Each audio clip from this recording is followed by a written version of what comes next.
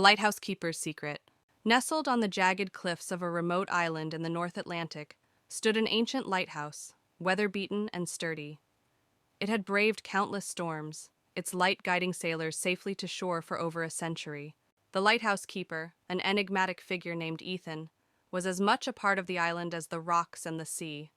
Tall and gaunt, with a beard as wild as the seaweed that washed ashore, Ethan had lived alone on the island for decades, his only companion a weathered journal he meticulously filled with his observations and thoughts. Ethan's life was a series of routines. Each day, he would climb the spiral staircase to the top of the lighthouse, ensuring the lamp was in working order. He would then descend to his modest quarters, where he would prepare his meals, read, and write in his journal. His isolation was punctuated only by the weekly visits of a supply boat from the mainland, delivering necessities and letters which Ethan rarely received. Despite his solitary existence, Ethan harbored a secret that no one knew. Every night, as the lighthouse beam swept across the dark waters, Ethan would unlock a hidden compartment beneath the floorboards of his quarters. Inside was a small, intricately carved wooden box, worn smooth by years of handling. Ethan would open the box, revealing an assortment of trinkets and keepsakes: a locket, a child's drawing, a faded photograph of a woman and a little girl, and an old rusted key. These items were relics of a past life, a life Ethan had left behind many years ago. He had once been a father and a husband, living in a bustling coastal town. His wife Anna and daughter Lily were the lights of his life. But tragedy struck one stormy night when a shipwreck claimed the lives of many townsfolk, including Anna and Lily. Overwhelmed by grief and guilt, Ethan had fled to the island, seeking solace in the isolation the lighthouse provided. Years passed, and the pain dulled, but never vanished. The lighthouse became Ethan's refuge, a place where he could bury his sorrow and lose himself in the rhythm of the sea. Yet the memories of his family remained, locked away in the wooden box, the key to his heart's deepest secrets. One fateful autumn evening, a violent storm rolled in, the likes of which Ethan had not seen in years. The wind howled, and the waves crashed against the cliffs with a ferocity that shook the lighthouse to its core. As the storm raged on, Ethan noticed a ship in distress, its lights flickering desperately in the darkness.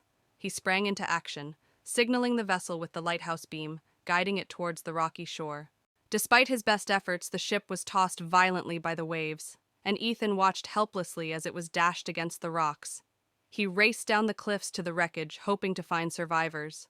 Amid the debris, he found a young woman, unconscious but alive, clinging to a piece of driftwood. Ethan carried her back to the lighthouse, sheltering her from the storm. As he tended to her wounds and prepared a bed for her, Ethan felt a pang of familiarity. There was something about her that reminded him of Anna. When the woman finally awoke, she introduced herself as Clara, a marine biologist who had been on a research expedition. She was grateful to Ethan for saving her life and intrigued by his solitary existence. Over the next few days, as Clara recovered, she and Ethan talked about their lives. Clara shared stories of her travels and research, while Ethan spoke of the island, the lighthouse, and the sea. Despite his initial reluctance, Ethan found himself opening up to Clara in ways he hadn't in years. He showed her his journal, his collection of keepsakes, and even the wooden box. One evening, as they sat by the fire, Clara asked Ethan about the photograph in the box. Ethan hesitated, but then told her the story of his family, the shipwreck, and his flight to the island. Clara listened with compassion, her eyes filled with empathy. When Ethan finished, there was a silence, broken only by the crackling of the fire. "Ethan," Clara said softly, "I believe you were meant to save me, just as you've saved so many others with your lighthouse. But perhaps it's time for you to let go of the past and allow yourself to heal." Ethan pondered her words, realizing the truth in them. For too long, he had been a prisoner of his own grief, using the lighthouse as a shield against the world. But now, with Clara's presence, he felt a glimmer of hope, a chance to reclaim a part of himself that he thought was lost forever. As the storm passed and the days grew calmer, Ethan and Clara continued to grow closer. Clara's research required her to stay on the island for a while longer, and she proposed they work together to document the marine life surrounding the island. Ethan, who had a deep knowledge of the local waters, agreed. Their collaboration brought new purpose to Ethan's life. He found joy in sharing his knowledge and learning from Clara's expertise. They explored tide pools, cataloged species, and even ventured out in a small boat to observe dolphins and seabirds. With each passing day, Ethan felt his burdens lighten, the weight of his past lifting like a fog dissipating in the morning sun. One evening, as they stood atop the lighthouse watching the sunset, Clara took Ethan's hand. "Thank you for saving me," she said. "But more importantly, thank you for letting me into your life."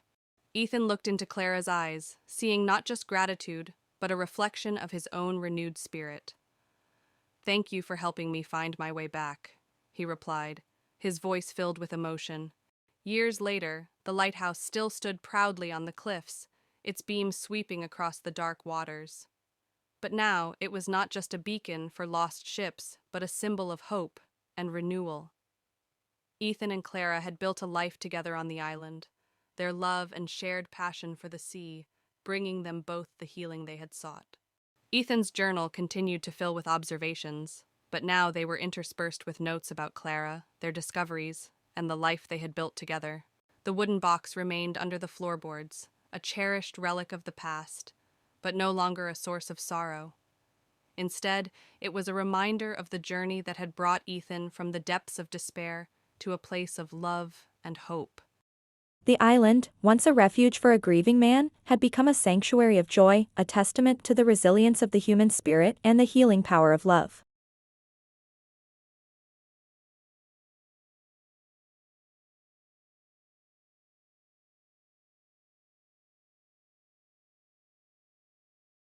And as the lighthouse beam pierced the darkness each night, it was a beacon not just for sailors at sea, but for anyone seeking a way out of their own storms, a light to guide them home.